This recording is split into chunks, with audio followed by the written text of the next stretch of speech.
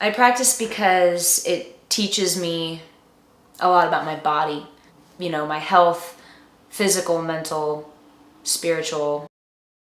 I practice because it makes me more compassionate as a person. So I practice because it makes me less judgmental. I practice because it feels really good in my body. It's kind of simple, but I practice because it helps connect me with my truth, really, my inner truth and what I want to be.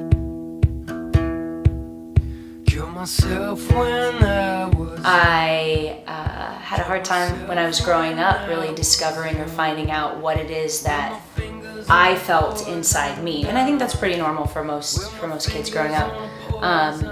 But what I realized through my practice is that every person coming in has a different story. Everybody's got something, whether it's some type of joy in their life or some type of stressor. And each student practicing in the room has some type of different story.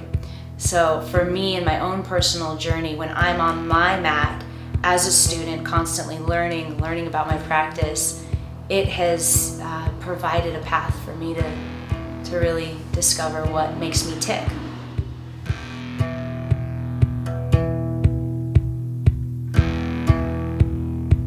Going into school, I graduated with my BFA in musical theater and had a performance career for a while. After I graduated, I moved to Chicago to perform for a bit, and I didn't know what I was in for. When I got there, I just decided I was gonna live life and eat and drink my way through the city, and all of a sudden I was working 3 jobs, I was getting really stressed out, I was really spreading myself too thin, and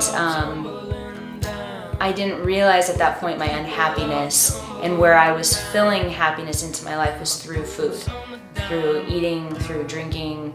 And my boots on the diamond road. And then through an incident, all of a sudden that positive outlook on life, like anything's possible, disappeared. And I felt like, oh no, I only thought that because I was a kid and I was young. Now I'm an adult and life sucks. I remember thinking like, wow, if this is what adulthood is about, I don't want to be here.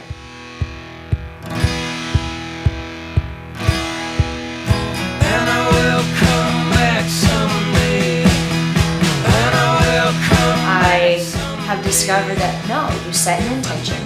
Because when I was a kid, I felt, I mean, it may sound silly to say, but I would have dreams about flying, and I'd think, oh, I could really do anything. I was always told, like, set your mind to something, you can do it. And then I was asked by a friend of mine, who I worked with at the time, to go to a Bikram yoga class.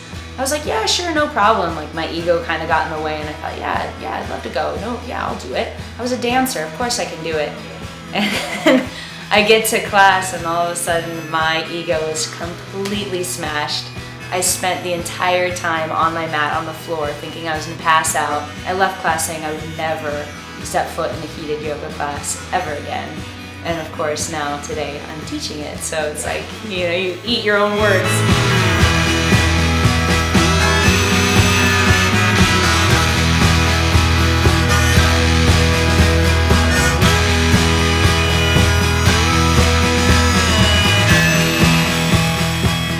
As I continue to develop my practice, I learn more about myself, and I want to continue this self-study because I feel like it makes me a better person.